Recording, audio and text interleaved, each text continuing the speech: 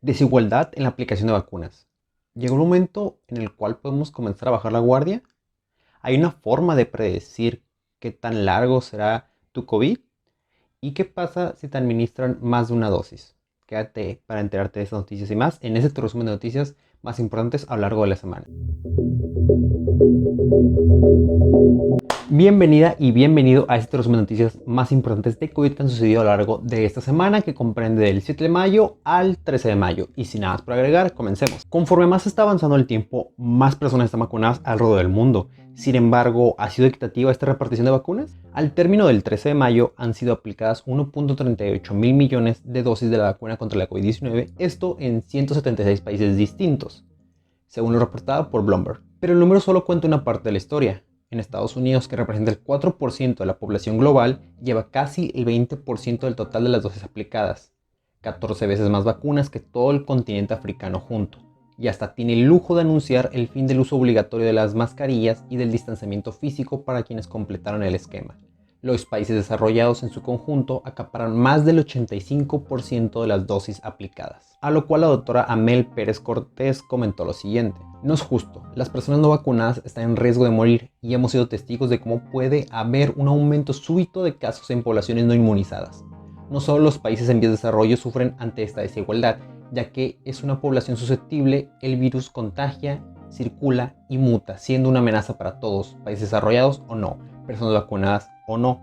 Esto fue lo que señaló la doctora Amel Pérez Cortés Villalobos, infectóloga del Toronto General Hospital en Toronto, Canadá. La pregunta es, ¿crees que es justo esta repartición de vacunas? Quiero que viajemos a una analogía en la cual tú estás en tu casa, tienes el problema de que a tu familia le da hambre y comienza a cocinar, digamos, una pizza. Entonces pasas varios días buscando la receta perfecta para esta pizza, los ingredientes perfectos para esta pizza, perfeccionando la receta de esta pizza, y una vez que lo logras, que tu pizza está terminada y quieres pues alimentar a tu familia, llegan otras familias, otros vecinos a pedirte que les des un poco de su pizza, porque pues también ellos tienen hambre. Entonces ahora tienes que decidir si alimentas a toda tu familia o si no alimentas a toda tu familia o solamente a algunos pocos, o solamente les das un poco de tu pizza y lo demás lo repartes con las otras personas que llegan a tu casa. Y sí, esto es un ejemplo muy burdo para la situación tan delicada como lo es la pandemia para el COVID-19, pero nos permite analizar de otra forma o entender la situación actual. Y es que los países de primer mundo, como bien se dice, que llevan la mayor parte de la repartición de vacunas,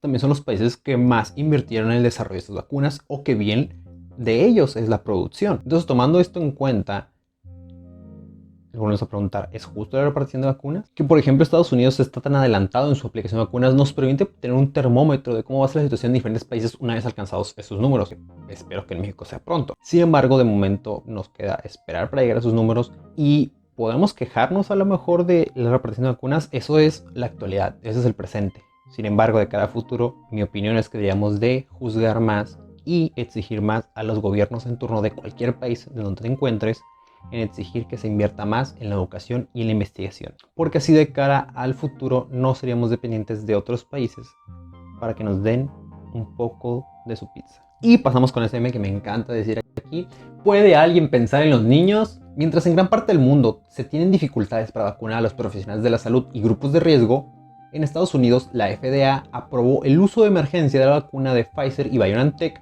para niños de 12 a 15 años, en lo que representa un paso significativo para retornar a un sentido de normalidad, sostuvo la comisionada de la agencia, la doctora Janet Woodcock.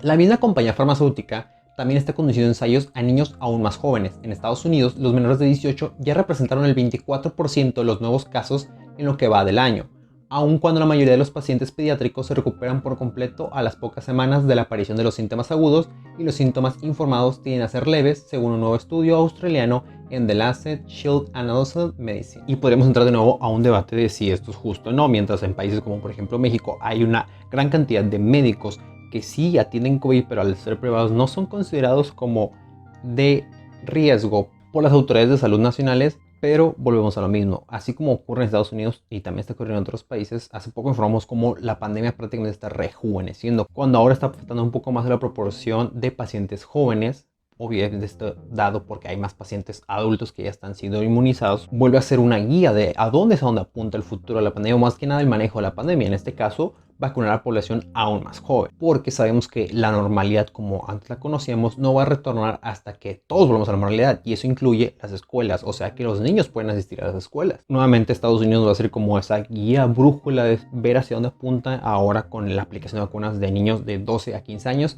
De momento aún nos queda esperar que ocurra en los demás países y si en un futuro salen nuevos estudios donde corroboren que se puede aplicar esta vacuna aún en pacientes aún más jóvenes o inclusive en personas que hasta el momento estaba restringida la vacuna. Pero mientras seguimos hablando de qué ocurre en otros países, pues ahora nos vamos a España, donde podríamos decir que ya acabó la pandemia. En la madrugada del domingo 9, cientos de personas salieron a las calles en varias ciudades de España para celebrar el fin del estado de emergencia de 6 meses y el estado de alarma citado por primera vez el 13 de marzo del 2020, que incluía medidas como el toque de queda. Sin embargo, médicos alertaron que la pandemia no ha terminado y que seguían ingresando personas de edades jóvenes pero que son enfermos graves, tal cual dijo al Diario de Sevilla el doctor Nacho Vallejo, médico internista en el Hospital de Emergencias COVID de Sevilla. Pero, ¿qué ocurre de este lado del mundo?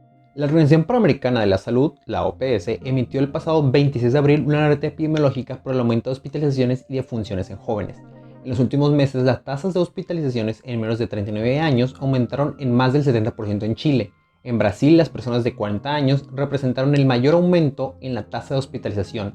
En algunos lugares de Estados Unidos hay más personas de entre 20 y 30 años hospitalizadas por COVID-19 que personas de 70 a más años. Fue lo que expresó la directora de la OPS, la doctora Clarice Etienne. Y esto podemos contrastarlo con lo que ocurrió en Estados Unidos en esta semana, donde se disminuyó las medidas restrictivas y por ejemplo ya no es obligatorio el uso de cubrebocas. Pero recordemos, estas son indicaciones para Estados Unidos. En otras partes del mundo, como ocurre en España, como ocurre en gran parte de Latinoamérica y como ocurre en México, aún estamos lejos de llegar a esos números de inmunidad de grupo en los cuales podemos decirle adiós al cubrebocas. Además estamos viendo cómo está rejuveneciendo la pandemia. Eso quiere decir que hay más personas jóvenes que han sido afectadas por el COVID-19. Repito, esto porque hay más personas de mayor edad que están siendo inmunizadas, que ya completaron su esquema de vacunas. Así que mientras lo que nos queda en el resto del mundo y especialmente en Latinoamérica y aún más especialmente en México es continuar con las medidas de sanidad para evitar que se dé una nueva ola de COVID-19. Así que por lo pronto, mantén tu distanciamiento social, lávate bien tus manos y usa el cubrebocas. Aparte nadie te quiere ver, estás feo. ¿Y qué pasa si me aplican más de una dosis cuando me vaya a poner mi vacuna? ¿Acaso me vuelvo un superhumano? Esto fue lo que le ocurrió a una joven italiana de 23 años que recibió por error 6 dosis de la vacuna de Pfizer y BioNTech en una sola aplicación.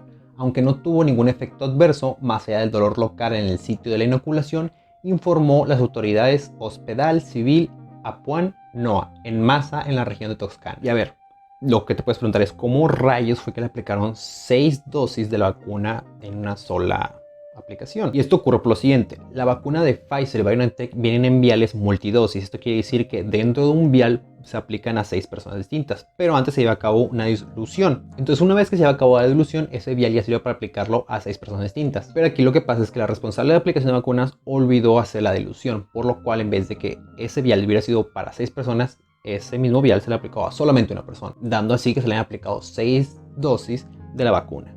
La paciente fue hospitalizada 24 horas por precaución y recibió fluidos analgésicos. Según la CBS News, pacientes en Israel y Alemania que también recibieron 6 dosis a la vez tampoco tuvieron reacciones adversas. ¿Y por qué estamos hablando de eso si no pasó nada grave? Pues para dejar una muestra más de cómo la vacuna es segura, cómo es que aún aplicando más de la dosis que está medida para una persona, no hay efectos secundarios en la gran mayoría de personas. Y esto quiere decir entonces que no hay nada en la vacuna y por eso no tuve ninguna reacción. No. El mecanismo por el cual actúa la vacuna es muy distinto al cual se genera una reacción adversa a la propia vacuna. Y en todos los estudios que se llevan a cabo antes de que la vacuna fuera autorizada para su aplicación es donde se lleva a cabo el análisis de esa dosis específica que es buena para una persona en la cual no hay una reacción adversa y en la cual genera inmunidad. En base a todo eso se saca un promedio para poder determinar esa dosis. Obviamente hay personas que posiblemente van a tolerar más dosis de la vacuna sin que tengan un efecto adverso. Y aquí podemos ver un caso de la vida real donde esto sucede. De cualquier forma, cuando toque a ti aplicar la vacuna, es bueno que tú también verifiques que se lleva a cabo bien los pasos, como es que veas el vial, veas que tenga obviamente la dosis de la vacuna, si es de Pfizer y BioNTech, que sepas que fue diluida antes y que obviamente te apliquen la vacuna correctamente, que sea bien registrado y que tengan las indicaciones de qué es lo que puedes esperar, cómo reacciona la vacuna para que estés atento a ello. Y no te vas a convertir en un superhumano, no va a pasar de que te mantengan hospitalizado para estarte vigilando, pero de preferencia que no te pase, así que verifique bien los pasos. ¿Hay una forma en la cual puedo predecir cuánto tiempo voy a estar enfermo de COVID? Pues posiblemente sí, y es que si presentas más de 5 síntomas de COVID durante tu primera semana, puede que dures más tiempo enfermo que las otras personas. Ante un contagio por SARS-CoV-2 se desarrolla COVID-19 persistente en 10% de los casos. Con COVID persistente nos estamos refiriendo a que es un COVID que dura más allá de 12 semanas. El experimentar más de 5 síntomas en los primeros 7 días de infección debe alertar sobre una mayor probabilidad de esta patología, según una nueva guía española elaborada y consensuada por 48 sociedades científicas y asociaciones de pacientes. Este trabajo brinda orientación sobre el diagnóstico y abordaje de esta entidad, incluyendo la utilización de escalas para activar, cuantificar y hacer un seguimiento evolutivo de los afectados, con el paciente en el centro, al lado de los profesionales de atención primaria, que serán sus referentes. Obviamente esta guía te la voy a dejar abajo en la descripción del video. Más avanza el tiempo y más vamos conociendo de COVID, y obviamente vamos a seguir conociendo más de COVID, y ojalá llegue el punto en el cual ya se va bastante de COVID porque ya no haya COVID.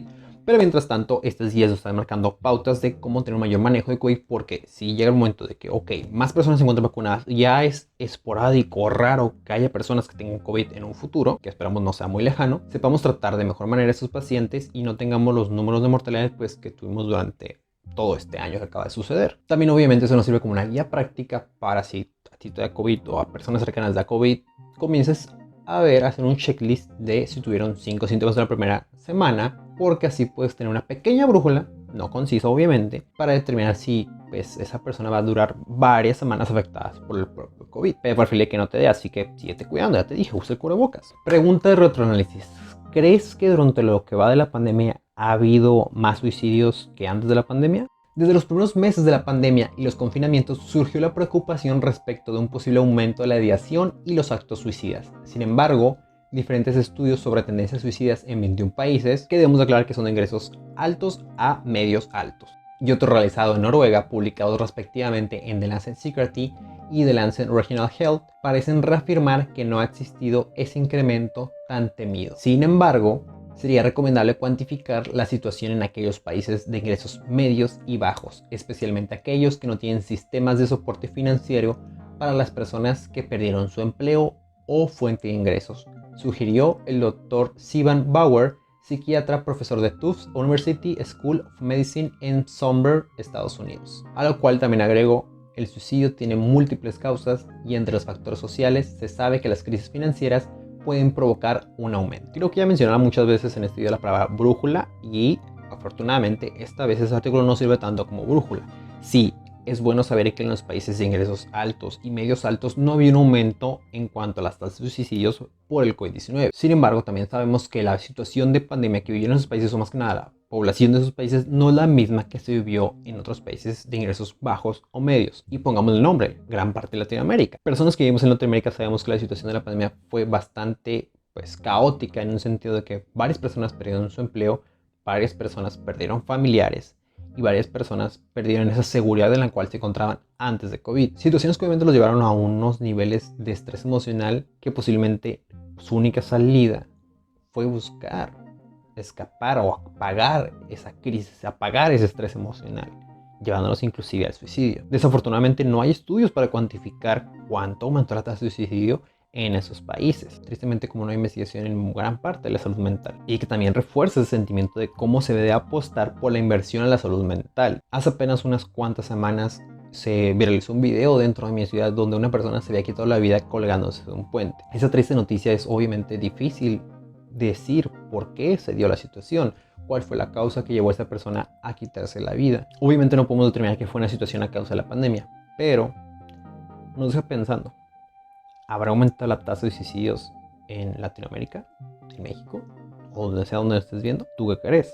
O mejor aún, ¿tú qué sabes? Y esas son todas las noticias por esta semana. Esperemos que hayas aprendido algo el día de hoy. Si es así, por favor, regálanos un pulgar arriba, ya que eso nos ayudaría bastante. Si aún no estás suscrito al canal, por favor suscríbete y activa esa campanita para que no te pierdas de ningún otro video. Comparte este video con aquella persona que también quieres que esté enterada de las noticias que han sucedido en la última semana en cuanto a COVID-19. Y sin nada más por agregar, nos vemos la siguiente semana. Y recuerda, sigamos aprendiendo juntos.